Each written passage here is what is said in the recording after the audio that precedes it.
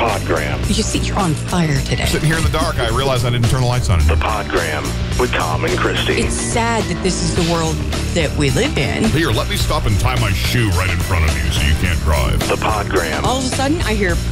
Well, I don't really care. Join the conversation. 855-PODGRAM. Bust your ass. Yeah. The Podgram with Tom and Christy starts now. Well, it is Friday morning. Thanks so much for hanging out with us here at the Podgram. We are live on TuneIn. We're live a lot of different places, actually. You can go TuneIn. You can go to Facebook. Not Facebook. YouTube. Man, I'm going to tell you what. It is one of those days where, you go to bed early to get up early, and then the next morning you feel like crap because you probably slept a little more than you really needed to. Right now, though, let's say hello to our good friend, Christy. How are you this morning? I never sleep in. Never. I'm like 4:30 in the morning. Bing! Yeah. And I'm wide awake and I'm ramming, all morning. This morning, I woke up with the alarm clock, and that's Phil's alarm clock at 5:30. Yeah. That never happens. Right. I must have needed it, Yeah. I must have really needed it. Yeah. So. Hang on, let me pause that video because this should be the last day that we use this computer for the broadcast. Really? On Monday, there should be a new one in here. Yeah, so we shouldn't have all these troubles anymore. But okay, so this morning I don't really feel it. I just feel like I want to go back to bed. But I've got a big day today. I've got to go out to a client that I can't stand. Ooh, that I have even. That's right. It is the last dance. Well, and I got a phone call from the guy that I work for that says, "Hey, listen, he needs you to come out there, while whatever." And I told him, "Well, that's great, but here's my problem with it." And I told him, "I'll go out there this time, but next time," and only because I gave my word that I would go out there. But next time, look, he's not getting 40% discount on services from us. He wants way too much. Oh. They say that those who pay the least want the most. And with this guy, yep. It's absolutely true. This guy. And he expects it. That's what the issue is that it's not like, he's a nice guy and you just want to do something nice for him, or, he's just got all of these troubles. So you kind of want to help him out a little. No. He's got, and he keeps expecting more. Well, and the other thing is that every time I go out there, he's got a grocery list full of stuff he wants done.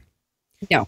And then I'll get out there and he'll say, "Well, they're on the air now, so you can't go in the studio now for another hour. So why don't you go across the street to the little diner across the street and hang out over there for an hour?" But he doesn't want, he doesn't want to pay me, obviously. No. For sitting across the street because it's not convenient for him. But the thing is, it's never convenient for him. And he's always trying to slip in just one more thing on me. Hey, listen, while you're out here, why don't you take a quick look at this? And I will, because I'm charging you for the hours that I'm out here. But he doesn't want me to do that. He just wants me to throw that in as an extra thing. Hey, listen, while you're out here, why don't you go over to my transmitter and replace the batteries that hold the memory when the power goes out? It'll only take you a second. No, it doesn't only take me a second. And then every time I turn my timesheet in, he basically calls me a liar by saying, "I don't think he was out here as long as he says. And I don't think he did all this stuff he says he did. And I don't think he drives that many miles, to and from my place." I don't know where he lives. I'm pretty sure he, so I got to go see him today. And I told my guy, "Listen, I'm not interested in going back out there because all he ever does is complains about the work I do, tells you that I'm untrustworthy because he thinks I'm ripping him off on hours, and even invited me to rent a vehicle to come and work on his crap knowing he's not going to pay me." I just, I get tired of people. I get tired. Now, so my question to him would be, okay, listen, what if I wanted to buy airtime on your radio station to run a commercial? And what if I wanted to pay the 3 a.m. rate but I really wanted you to run it in drive time. Yeah. Would you let that fly? Yeah. Because that's what you're doing premium, to me. You want to pay for the least amount of you want to pay it like the basic. Yeah, the bare minimum. But get premium. Yes. Yeah. Yes. You want to buy like the basic level cable, but get all the HBO, channels, Cinemax, and premium, and yeah, the movie channel. For free. Speaking of cable, apparently they just doubled my bill. What? Yeah. Apparently they doubled my bill. I got a bill that's double what it was. And so I'm going to have to call and say, okay, no more TV service, no more phone service, which I don't even use. I bundled, right? I bundled. And now, nope. Yeah. So now there is double. So I'll call them back and say, okay, look, at this point, just give me the internet. That's all I need. Just the internet. Nope. Yeah. Nope. They're going to regret that. Yeah, because I don't watch their TV programming. No. The only thing I watched on their TV programming was the show Gears that I do the voiceovers for. And I've seen it in the last year. There have been 6 episodes that I've watched. And it's not worth, an extra $100 a month to watch 3, So I'm just going to tell, look, I got Hulu. I got Roku. I got Netflix. Got all that stuff. What do I need you for? And now for $20 a month, you can get what they call Sling TV.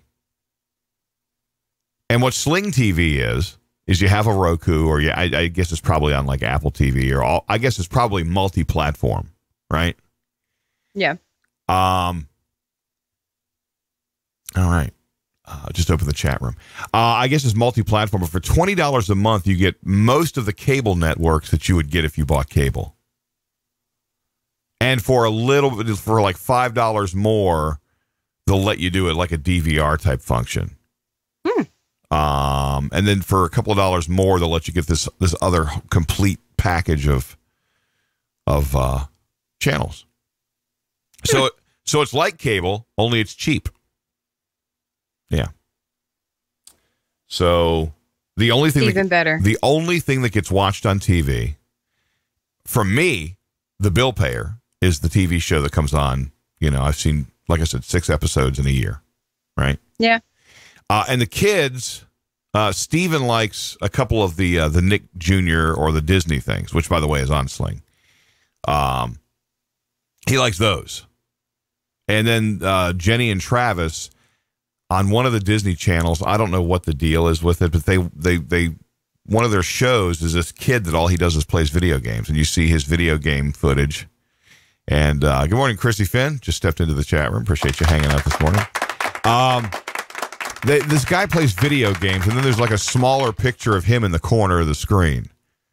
And they're playing games. He's playing games they don't even have, and they're glued to it. Yeah. So Rick is listening today. All right. Thanks, Rick, for listening to us. Appreciate that. And Suzanne. Suzanne is tuning in. Thank you. Yeah. So I was scrolling the pages of Facebook, and they have those groups that are like your local for sale groups. Oh yeah. I'm sadly member of many of those. I am too. And sometimes you find something pretty cool. Too many. Yeah, sometimes you find something pretty cool. But what's funny to me is the people that really sell junk. Yeah. Used shoes, and they want like retail price. Sorry. They want the same. Don't mind me. You can buy these shoes they're selling for the same price in the store, brand new. And why would I buy a used one from you? And then what makes me here's one here for a computer keyboard. One of those kinds of keyboards that comes with the computer when you buy it. Yeah, like the freebie. The freebie, yeah. And lady wants $5 for it. Has to meet out somewhere in public, and it says no holds. No holds. No holds, because it's such a hot item. Right. But by the time this lady gets in her SUV, in her Tahoe or Suburban, and fires it up and drives it to wherever it is that she wants to meet people, sells it for $5, and then turns around and goes home, she spent more than $5 in gas to sell something that you would normally throw away. So just throw it away. Look, I'm an advocate for not throwing good stuff away, but when you have give it to the Goodwill. Or if I have an extra keyboard, I keep it because the one I have might break. Or the kids might break one of theirs. Yeah. I might get into a fit of rage on the Podgram and just pound my keyboard to the ground. I might. Oh, let me tell you. This kind of reminds me of a story from a few years back. You remember the old mice that had the little rubber ball inside that you used on like a mouse pad, whatever? Mm-hmm. You remember how when they got dirty, the mouse, you would be moving it across the pad, but it got stuck on the screen? You remember that? Yeah. Boy, the trials and tribulations of us older folks with our computer technology, right? I put a program on Melanie's computer one time called Dirty Mouse. Oh, no. And it came on at startup. And what it would do is it would emulate that dirty trackball inside the mouse by randomly making your mouse pointer stick on the screen for a few seconds at a time. And at first, it does it very infrequently. It might happen, once every, 5 or 10 minutes. But as the program runs, the intervals between the stuck mouse get closer and closer together. And so what happened was I put this on Melanie's computer. Now, we weren't married yet. We were just dating, and I thought it'd be funny to pull a practical joke and stick that on there, right? Mm-hmm. So I'm in the living room, and she's playing with a computer in her bedroom, and I hear, damn it. And then I hear her taking the thing apart and cleaning it out and putting it back together. And a couple minutes later, I hear, damn it. She's like hitting it on the table a little bit, trying to get it to, clear out, whatever. Well, before that was over, she was swinging that thing like a lasso. Cussing like a sailor, like a trucker. And that was the end of that mouse because she'd smashed it into the walls and stuff. And I was running in there. No, stop. I can fix it. I did this. And then she yelled at me. Why'd you do that? Why would you do that to me? It seemed funny at the time, but obviously I was wrong. So, I'm sorry. You know what my stupid ass did? I forgot to record. What? Forgot to start recording the show. Oh, well, it is what it is. It is what it is. Oh, well. Yeah. Well, since we're not recording, I'll tell you a funny story. Tell me a funny story. Oh, my God. Yeah. So when Phil and I were first dating, yeah, we were at the mall in Rochester, and it was cold.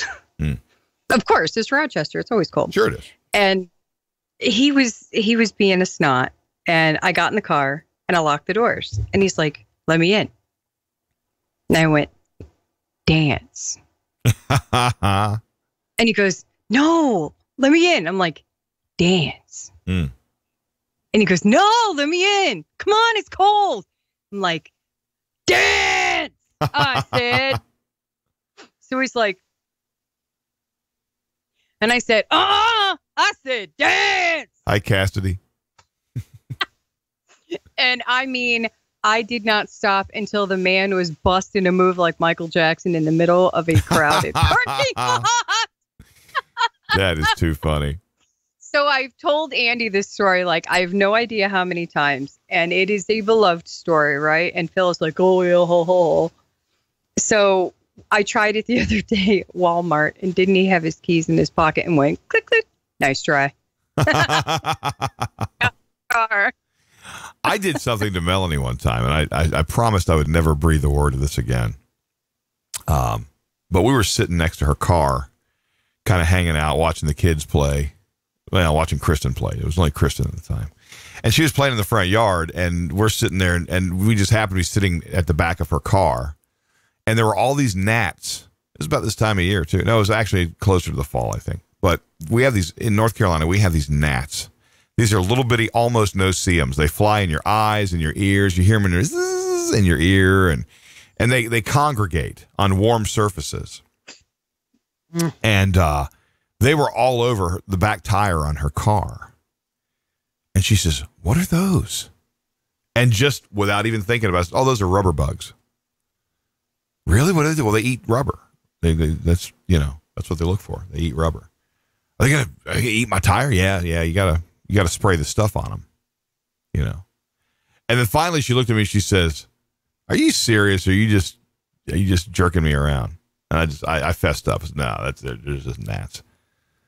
And so she started laughing hysterically. She says, "You rubber bugged me." So now that's a term here at the house. If I fool her, I've rubber bugged her. That's cute. That's kind of funny, yeah. Those are rubber bugs. So today, I want to get down to business because I want to talk about marriage. Okay. I want to talk about how the sanctity of marriage is kind of dead. Yeah, it is. I mean, like, there's, I think, two distinct camps. I think there's, I don't know what you think about it, but I think there's the diehard people who think marriage is great and they want to get married. And then there's the, I'm never getting married because what's the point? Mm-hmm. It's, it's for stupid people. Why, when you can just live together? I did the cohabitation thing before. Now, I always said that I would only get married one time in my lifetime, that it's a once and done thing. And if it doesn't work out, then I'm going to go buy myself a little single wide, sit it in a mobile home park and a big screen TV. And I'm going to sit in front of my big screen TV and I'm going to eat Hungry Man dinners out of Frisbees. That was always what I was going to do if the whole marriage thing didn't work out. I was going to be one of those fat, sweaty guys that sat in my underwear all day long, watching TV, watching NASCAR, and eating off Frisbees. That was exactly my plan if it didn't work out. So Pat used to hound me regularly to get married. And I knew better because I knew that she was just a flaming bitch. And at any moment, the whole thing the wheels could just fly off of it, which eventually it did. It's exactly what happened. But she used to push me and push me and push me and push me. And, but I knew that she wasn't the one. No. And then I met Melanie, and immediately I turned into a marriage-minded individual. And yes, we did cohabitate for some time before we got married. But it should, I'm not saying that cohabitation before marriage is wrong. Well, it is. Because they call it living in sin. I mean, it is. It's biblically, it's, in most faiths, it's like, nah, that's not really what you're supposed to do. I mean, I don't necessarily think it's wrong. I think, you're supposed to say that premarital sex is wrong. You're supposed to say that, this is wrong and that is wrong. I view it kind of as a try before you buy kind of a thing. Because you really don't know a person until you see where they put their underwear at the end of the day. I think you need to spend a full week living with someone who has the flu. Yeah. Trapped in the same house with someone who has the flu. Yeah. And if you can make it to the end of that week without wanting to choke them to death, yeah, you can get married. Yeah. Who needs nobody needs premarital counseling. You need influenza. Yeah. Yeah. It's funny. Because that tells you everything. That tells you what kind of human being they are. Yeah. The other thing is, this is the other problem with people that get. Let's talk about people that get married. Like Melanie's mom's been married 5 times. How does someone like that find 5 people to marry them? Side note here. Before I got married to Melanie, she made me shave my face. She says, I want to see what I'm getting. That's fair. That's fair, right? And I said, yeah, I guess that's fair. So I shaved it. She goes, oh, all right, we'll grow it back now. Okay, sure, thanks. Is the marriage thing still going to work out? Or yeah. So 5 times. Now, in North Carolina, I didn't know this, but there is a limit to how many times you are allowed to get married. And I think it's 7. Wow. I think 7 marriages is the maximum legal limit. After that, you can't get married here anymore. isn't it sad they had to put a limit? Well, yeah, because and here's what happens. In the case of so many people, they let the physical attraction be the basis of the relationship. And you can be physically attracted to somebody, could be the most gorgeous human being you've ever seen in your life. But then you get married. And then you find out that you don't have the same ideals. You don't agree on child rearing principles. You don't agree on faith. You don't agree on, who should clean the dishes. You don't agree on so many things. But in the beginning, wow, she's hot. I'm going to marry that, and then what happens is, but if that's the only glue that you have that binds your marriage together, you're done. It's not going to last. Can't happen. Or one party has money and the other party doesn't. Well, I mean, there's always money. And is then always the a big money issue. runs out. Yeah. Something happens to the money. Yeah. Or, in a lot of families, I mean, there's the promise of money. Yeah. Like granddaddy is got money and it's coming down the line. So you get married and you hang on. Yeah. And then the will comes and granddaddy don't leave it. Yeah. Yeah. There's a lot. That happens a lot in the South. Yeah. There's a lot of people who get married for the wrong reasons to begin with. One of the cool things about me and Mel is that we are united on so many topics.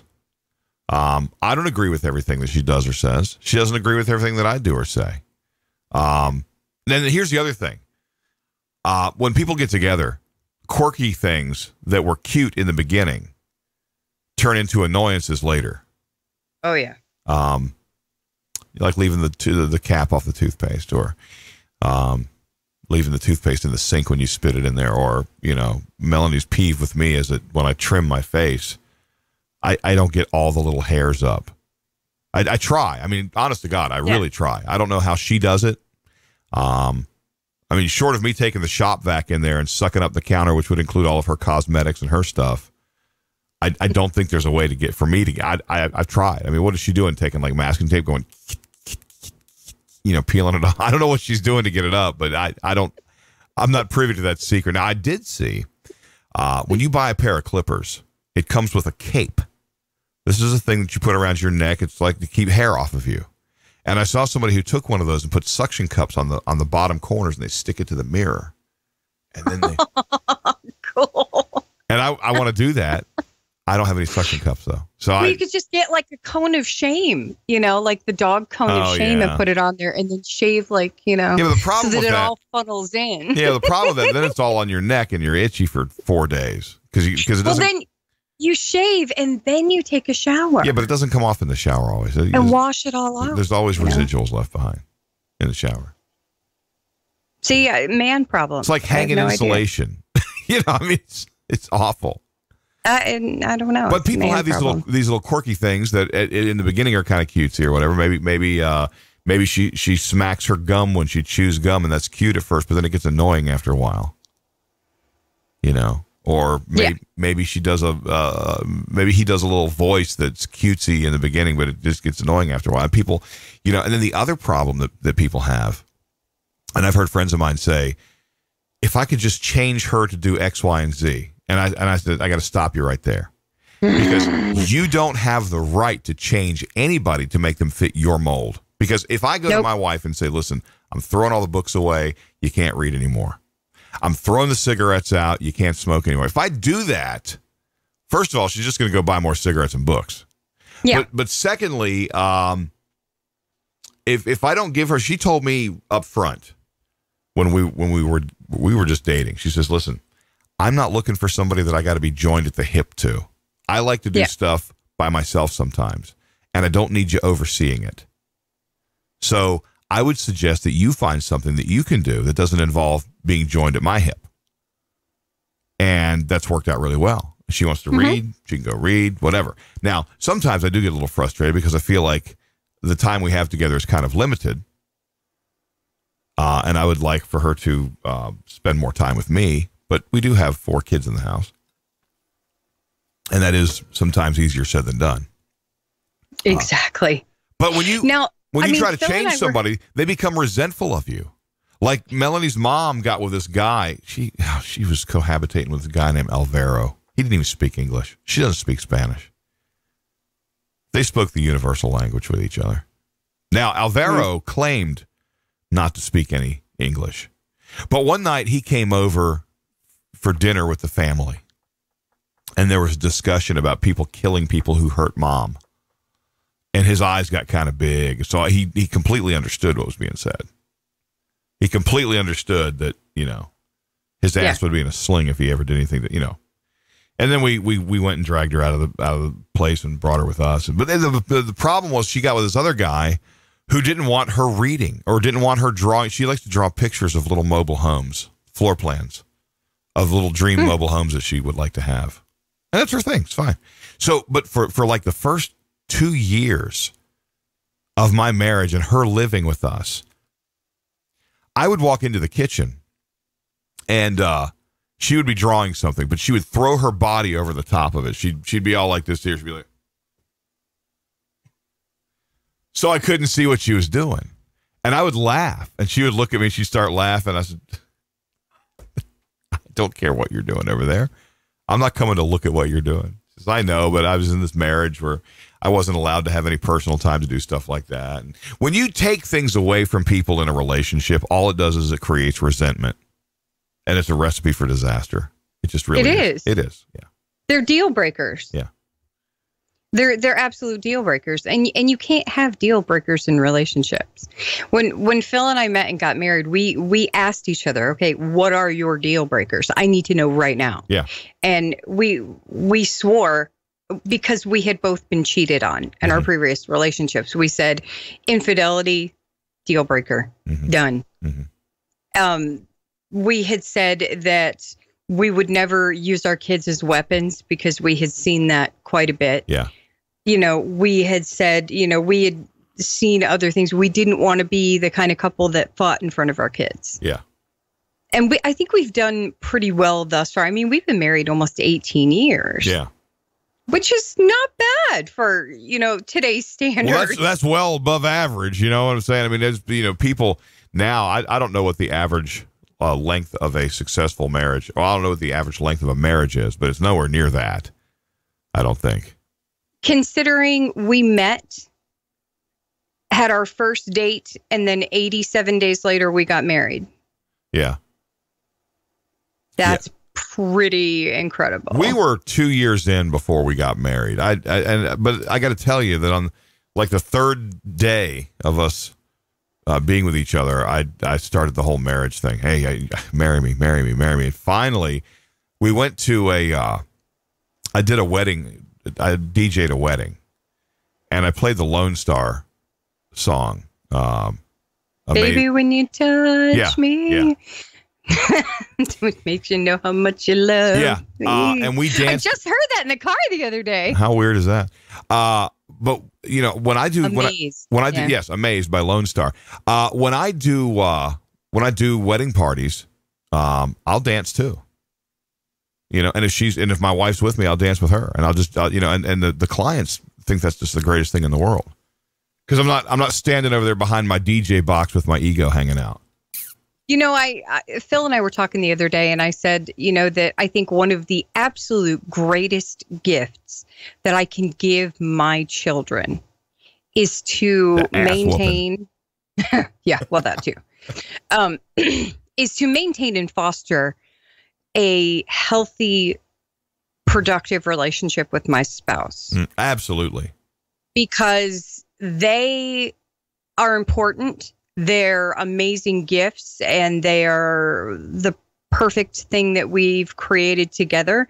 And yes, their soccer games or their karate is important, and their homework is important, and raising them is important. But at some point, they're going to grow up, and hopefully they're going to move out. Yeah. Well, but when they're gone, it's just going to be him and I. Yeah. And if we don't maintain our relationship and we don't keep that intimacy going between us, not sex, intimacy, Yeah. where we still feel that love between us. We still have that connection between us. We still have things we do together, things we do separately. We can still talk to each other. We can still, feel connected. If we don't have that and the kids are gone, we ain't got nothing. Yeah, you go out and you buy a couple of bathtubs and you sit side by side in your bathtub. The Podgram with Tom and Christy. They're still at it. I'm walking two people talk about nothing. Join the conversation. 855-PODGRAM. It's half past the hour right here on the Podgram. Wow, we've made it to the halfway point. I didn't even feel like doing this today. I came in here clearly I'm lacking the spunk that normally I have, and I think I'm lacking some of the voice too. One of the things though that we don't display our disagreements in front of one another because we want our children to grow up seeing what a marriage should be like. We don't want them to think that screaming and yelling is the norm and to go get with somebody who's going to be, verbally abusive, physically abusive, any of that business. We want to set an example that our kids then will judge their relationships by that standard. Yeah. My parents never did this. This isn't right. And I know so many people that they get into a relationship and all they do is fight in front of the kids, in front of the kids. And you know what the thing is? Children are very fragile. They're very resilient, but they're very fragile. And it takes so very little. Kids will always blame themselves for problems that their parents have. And it's not, when you have kids, it's not always about you anymore. No. It's about your kids. You have a responsibility to turn them into little productive human beings instead of people that work at McDonald's and want $15 an hour.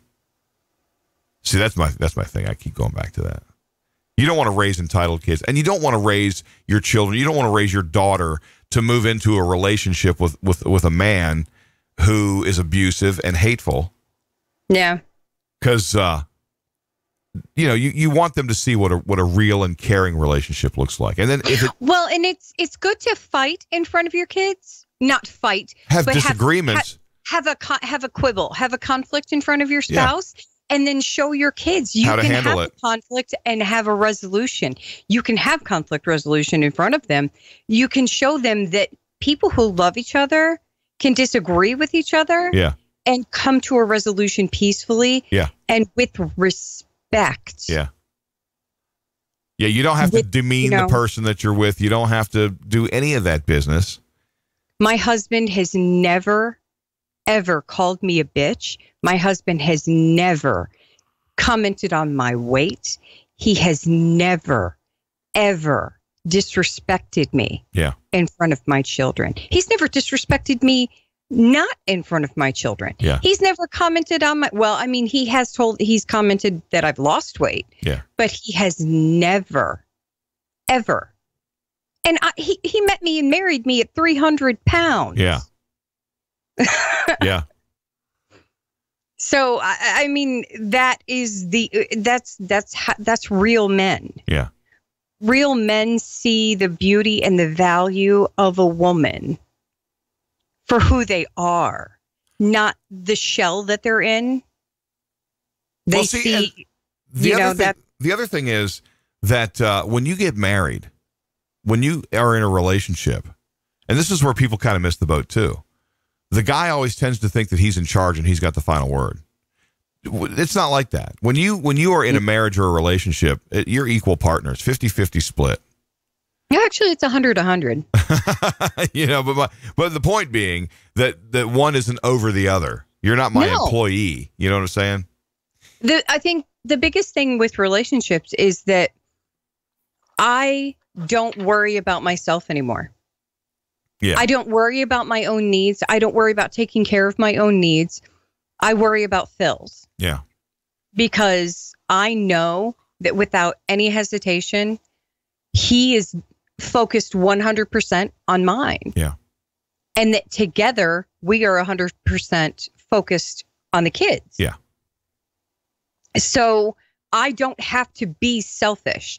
I don't have to be, if I don't take care of myself, then nobody else is gonna. Yeah. I got to get mine before somebody else gets it. Yeah. I do nothing but make sure his are taken care of. And Yeah. he does nothing but take care of mine. Yeah. And it's so freeing Yeah. to know that you don't have to worry that you're taken care of. It is so freeing. And when you're in the right relationship and you do have the right partner, that's when you get married. Yes. That feeling is when you get married.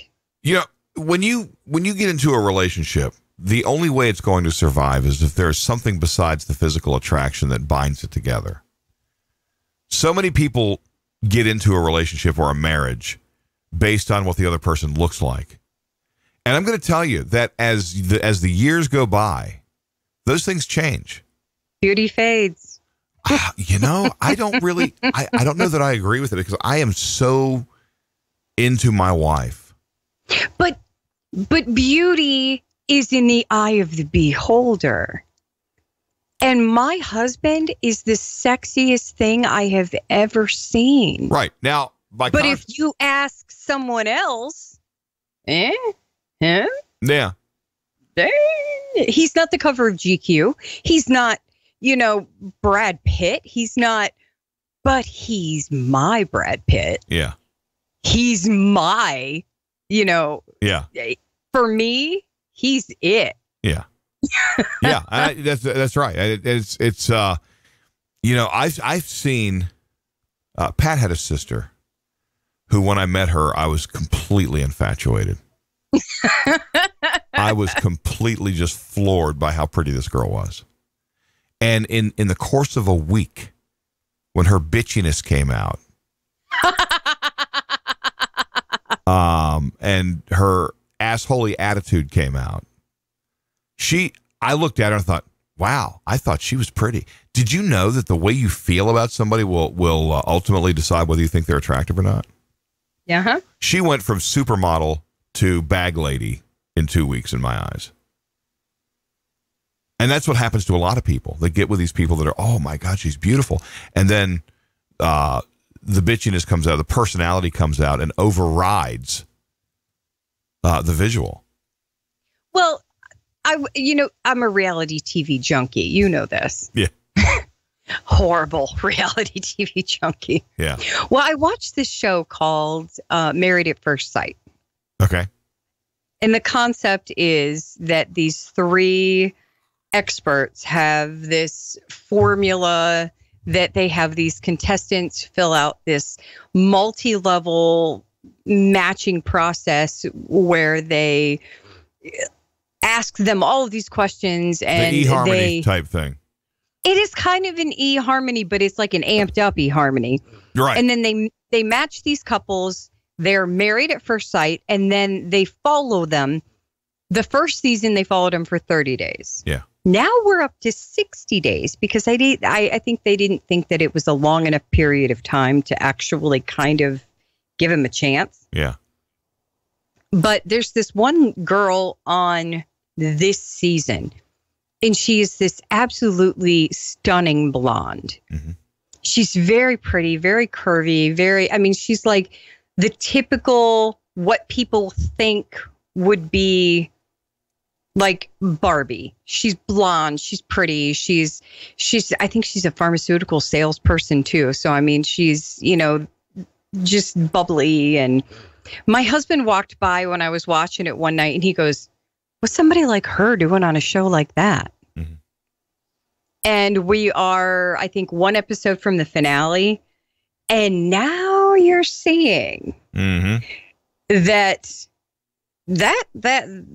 kitty's got claws. Yeah.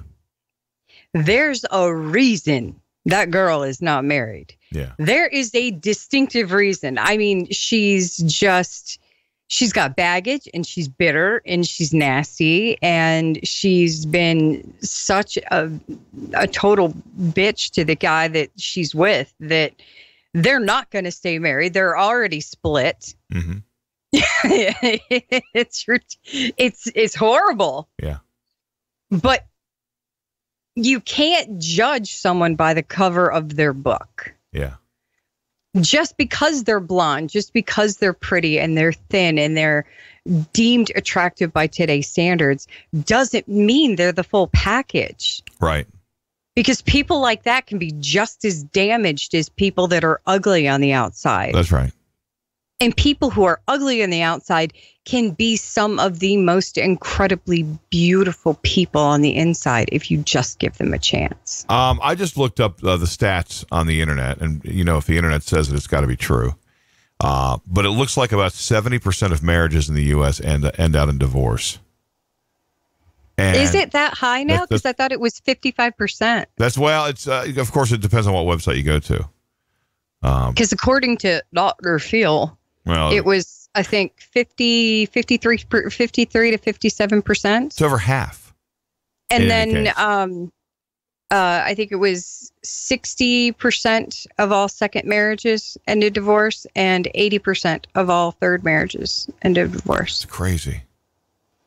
It's crazy. I'm telling you, if my marriage doesn't work out, single wide, mobile home park, eating out of Frisbees. Hungry man dinners. Eating out of Frisbees. Sitting in my underdrawers with my feet up on the table, eating out of Frisbees. I'm telling you. I don't see myself ever getting divorced. I mean, and of course everybody says that, but things are just so easy and so relaxed. I feel like I married way out of my league. Phil and I say that all the time. Yeah. And so, he says, "Oh, I'm married up." Yeah. Yeah. That's exactly right. That's exactly right. And I tell him, "Oh, hell yeah, you married up." Oh, that's too much. That is too much. But it's odd because like his mom got very, very, very upset with us. Like she resented me for a very long time because she saw my family as like way upper middle class or even upper class. Yeah. Like upper crust that she just couldn't like penetrate our high society. Mm-hmm. Well, we were so far from that. We were so clampety. It wasn't even funny. We all but had a recliner on top of the freaking truck moving down the road. I mean, we were bad. Living room furniture on the front porch. I mean, no, we weren't that bad. I mean, we burped and farted just like everybody else. We put our pants on one leg at a time, just like everybody else. It wasn't our fault that we planned well for our later years. And it wasn't our fault that, I mean, Phil's parents his dad has a substance abuse problem. Yeah. So when you have one party that has a substance abuse problem, saving money is not really a thing. Yeah. It's not really like, you never find anybody with a substance abuse problem who says, "Oh yes, I have a 401k and it's loaded. We're all set." Yeah, I'm going to retire in the Bahamas. Yeah. It just doesn't work like that. Yeah. So, I mean, they live crisis to crisis to crisis to crisis. So when we met, it was easy to see how he thought that, they thought that he married up and wow, Phil's going to do really well for himself. Mm-hmm. But not for nothing, but Phil did well for himself because he worked his ass off. Yeah. Yeah. Phil did well for himself because he's got drive and initiative and he's got the willpower to want it. Yeah. And it's just like that with marriage. You can't think of it as a cell phone. Right. You can't think of marriage as, oh, well, there's a newer, better model. Yeah, there's a newer one out. Yeah. Dump this one. Yeah. You have to want it. It's, and I made this analogy the other day that marriage is a marathon. It's not a sprint. That's right.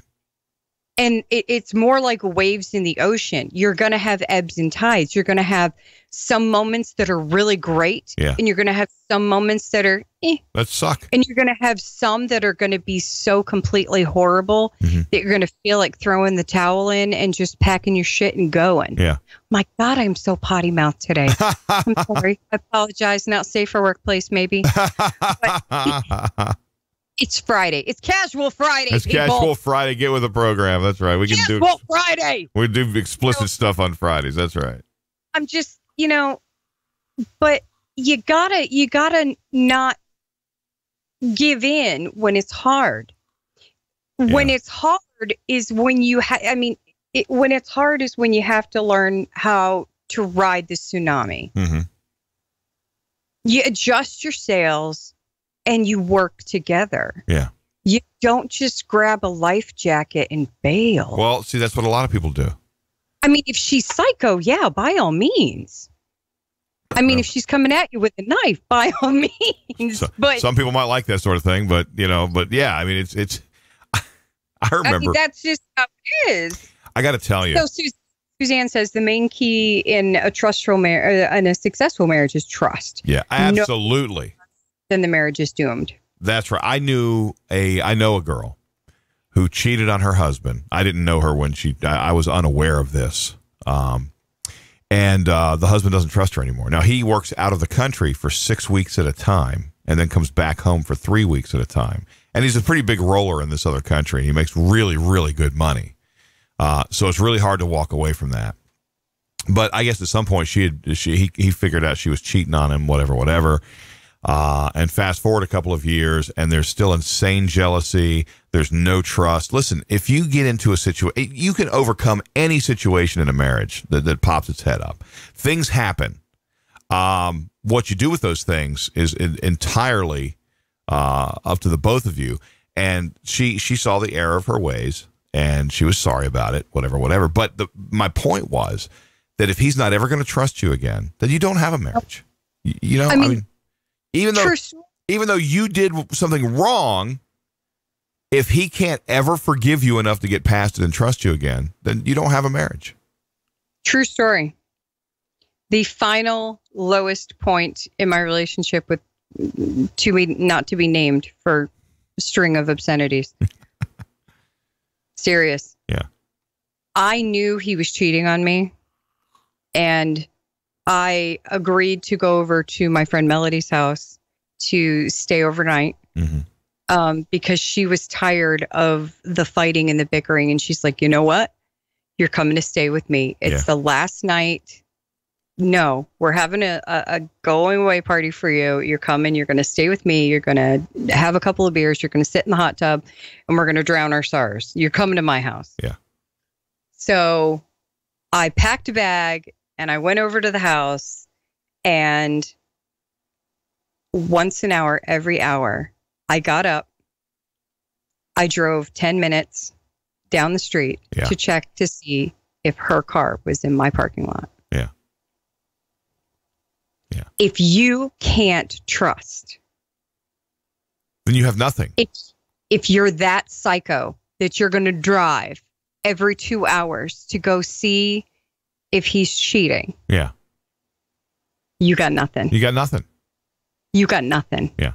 But now, I mean, he made me so mentally unstable that it scarred me I had 2 relationships in between him and Phil. Yeah. And Phil still paid the price for at least a good 5 years. Yeah.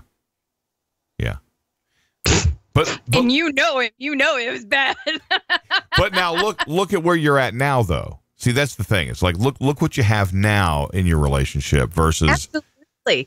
But I can't say that I wouldn't do it again because it's made me who I am. It's made me a stronger person. Yeah. It's made me appreciate the love and the gift that Phil is, that he is my soft place to fall, that no matter how crappy life gets, that no matter what kind of challenges I'm thrown, and let me tell you, I've faced the death of both of my parents. I've faced the illness of one of my kids. I have faced a lot in my life so far. Yeah. And that man has been my rock. Yeah. And that's what's important. And he's incredible. Yeah. And the worst part is he doesn't understand how incredible he is. Yeah.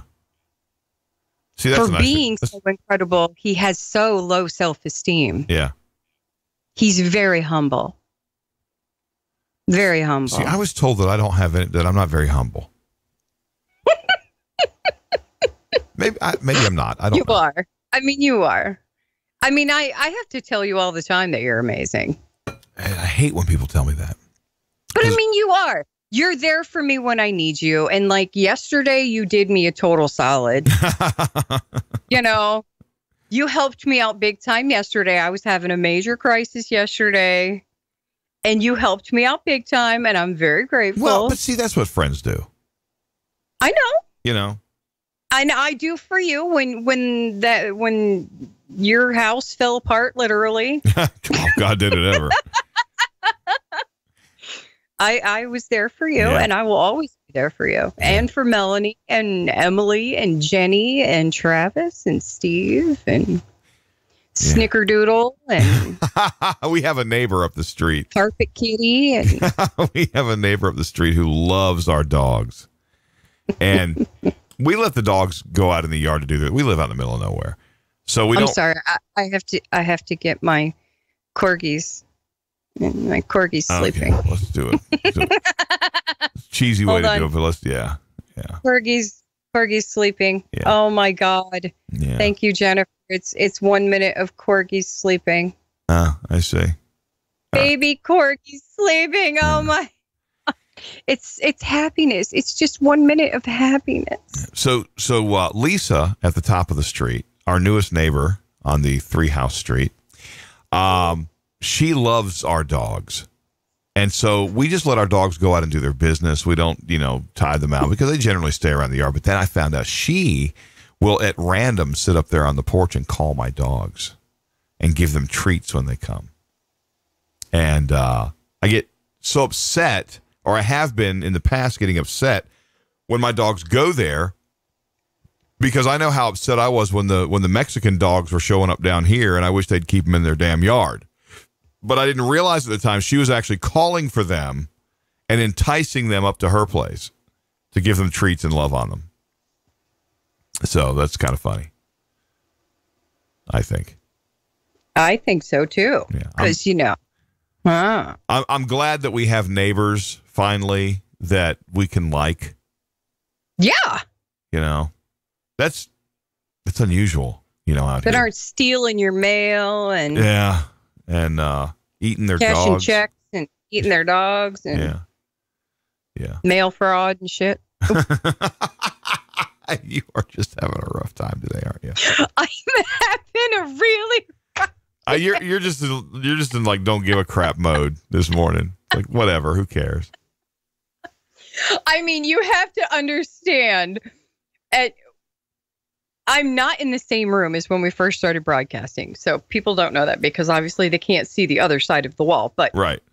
in my former studio, Yeah. We've switched rooms since then. I used to have a sign on the wall that said, "No shit, no nice,"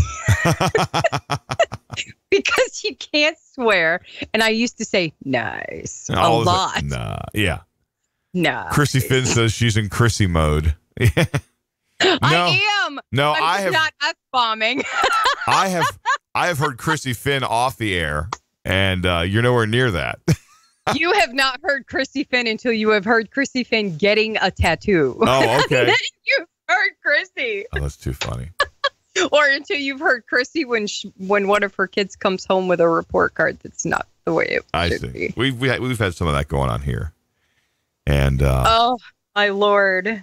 Oh, Lord. last year we could understand it because last year we were dragging the kids all over hell in half of Georgia because we were building the house and going to the apartment and building the house and going to the apartment, and it was very tiring for everyone involved. Because we had to take them to school. We had to pick them up. We brought them over here. They sat in the sheetrock dust in the construction zone doing their homework. They'd go into my room, which was the only room that was not being worked on until later in the project. And they would all go to sleep on our mattress was laying in the middle of the floor. The rest of the furniture and everything had been taken out and put in a storage trailer. But we left the mattress in there. So the kids had somewhere to lay down and they would go to sleep. And then we'd have to wake them up at 1, 2 in the morning and take them back to the apartment. And then they go to the apartment, they get a few hours of sleep, and then they get up and it all started. So I understood the slipping grades from last year. But this year, there's no distractions. They always wanted to be car riders. They are. They always wanted, they've gotten their tropical paradise of school has happened. Now, Emily the other day said, why can't I be homeschooled? It's like, because we'd kill you. Because your mother does not want to go absolutely insane. That's why. Right. Why? Right. And because school is the time that we use to recuperate from having to be home with you. 8-hour vacation, yeah. And then I have no school next week, and I'm already stocking up on Xanax. That's all I'm trying to say. And I tell her, listen, you don't do I'm what watching somebody else's kids because I want to, because I like them. Yeah. But the problem we have with our kids is that they don't listen to anything that we say. And so why would we put ourselves out there and let them stay home to do homeschooling when they wouldn't do anything that we say anyways? And Emily thought that when you homeschool your kid, you just make up the stuff you want them to learn. No. You've got to buy materials. You've got to pass tests that the state says you have to pass. It's still school. Yeah. Now, I did have a friend, I'll call him more of an acquaintance, that he thought that his children needed to be licensed ham radio operators. And he made that part of the curriculum. And they weren't allowed to pass their grade until they got their license or until they learned this or learned that. I don't think that's the purpose of homeschooling. No. Although I do know people who homeschool who make Boy Scouting as part of the curriculum, and they make them participate in Boy Scouting as part of physical fitness. Yeah. Well, I mean, you could do that with your kid going to public school. That's, No, I mean, they require it. They use that as part of their gym curriculum. Yeah. As part of their gym credits. Yeah. Well, I mean, that works.